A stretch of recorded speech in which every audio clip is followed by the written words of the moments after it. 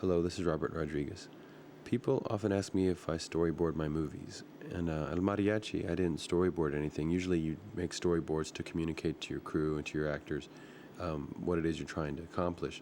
Since I didn't have a crew on that movie, I didn't necessarily draw anything. But I did draw out the opening sequence for Desperado. Here's some of it now. Now this stranger, he bolts out of the bar stool like you wouldn't believe. He grabs his case like, and he dives right in the middle of the room with it. Even though I was a cartoonist, I'm not fast enough to draw all the storyboards needed for a feature. The things I did draw, as you can see, are really cartoony and kind of weird.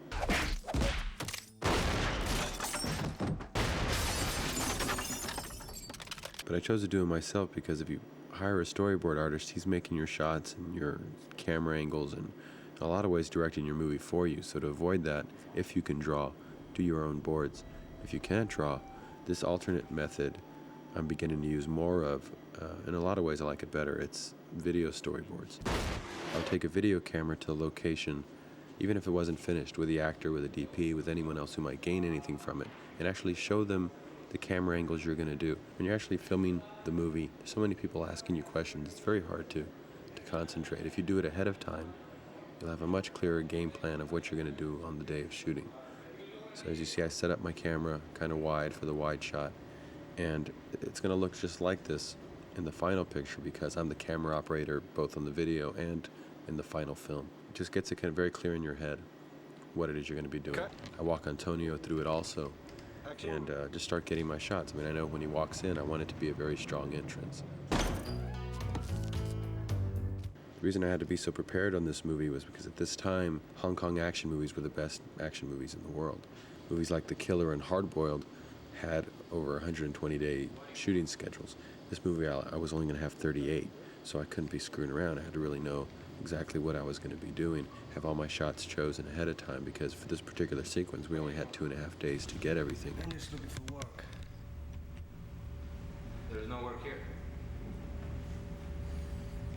Is there something to drink? To make it look like we had more time, you had to have it planned out, and shooting on video, as you'll see, is what really nailed it for us. Antonio really gets into the action. Wait. Hey, slow it down. Antonio is just a natural. That's why we didn't even bother to get a stunt double for him. We came up with stunts that he could do himself because he's just so athletic and energetic. So all through this rehearsal, I'm showing everyone the action that I want to do. And all the guys turning the tables with the guns. Right here. Cool.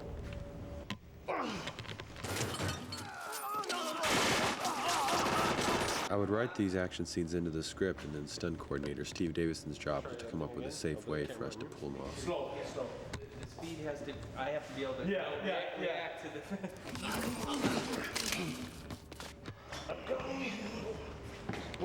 What side do you want to spin around? Just to know it. Spin that way, since you're going that way. With your right? This way. This way.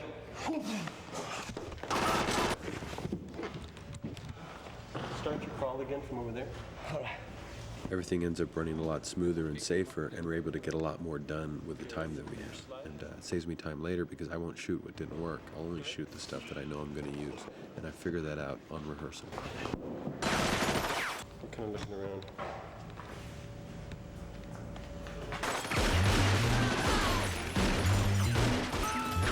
Now everyone else will start climbing up.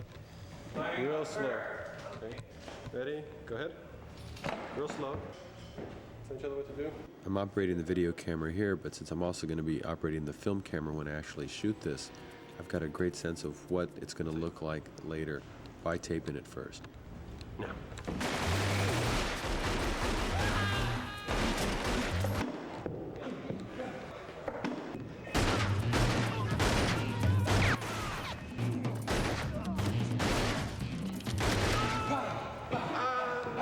Out of bullets.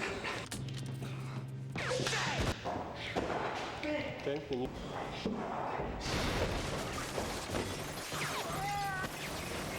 When you're down and you look up at the bartender.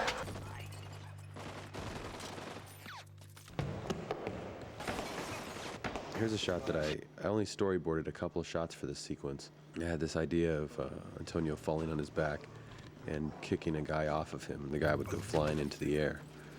Steve Davison's job to figure out exactly how we were going to launch him. So what he came up with was this ratchet. There's a pulley and a wire attached to the ceiling. That's what gives him that height. Next, I wanted Antonio to stand up firing into the camera, which works great in a video storyboard or in a regular storyboard. But when you actually go to shoot it, he's actually firing right into the camera, right at me, and I'm getting just pelted with wax. And in fact, look at this slow motion. You'll see that so much force is coming out of those guns. You'll see that he actually shoots the matte box off of the camera. Right, great. Change your cartridges. Stand right up here. Stand up straight. Stand up straight up like right here.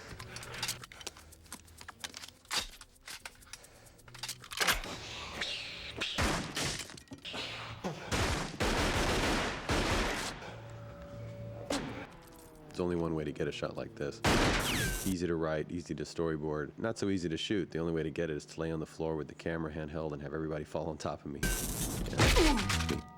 It's strange sometimes the images that'll stand out in your head. I only did a few drawings for this sequence, and this was one of them. Him walking with a gun behind him. It's something I saw very clearly. I don't know why. That's why I shot it on video, and as you see, it even looks that way in the film.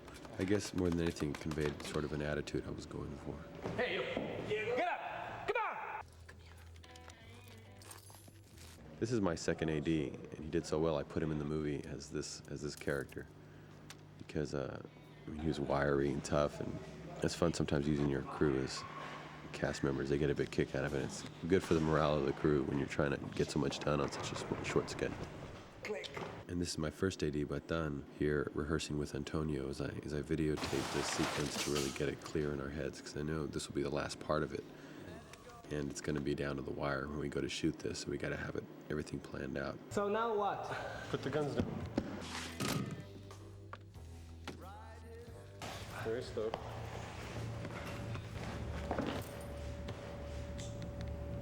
Walk backwards. Shot in the boots. No, I'm shot in the boots. Get back. Start again. Stepping over the bodies. Backwards. Go.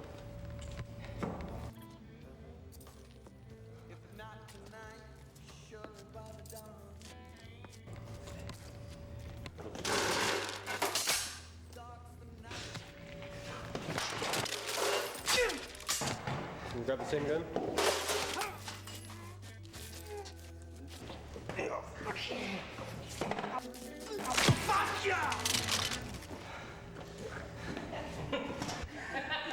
Perfect.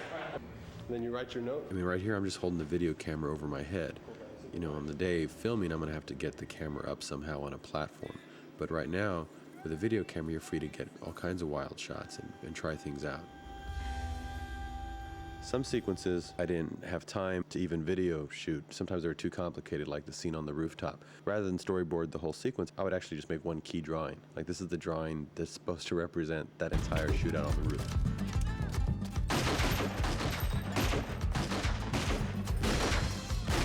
Here's another one I didn't storyboard, was the shootout with 3 guitar players at the end. This is actually not a shot in the movie. It was just a storyboard to represent the whole sequence. It was represented in the movie in cuts. Stunt coordinator again comes up with ways to launch people in the air to get the feeling that I had in the drawings.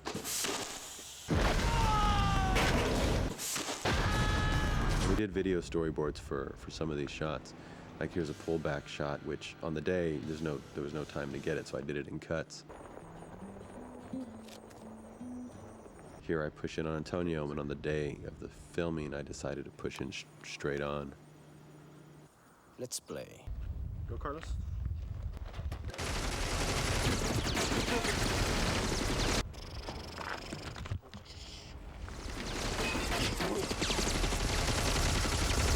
Okay, let's step back.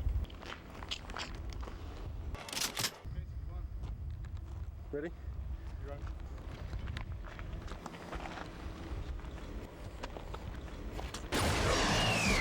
Good. That looks good. Go.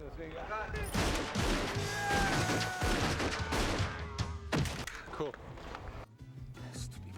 A sequence like this, for instance, it's not a shootout, it's a visual scene, and I went ahead and videotaped this as well.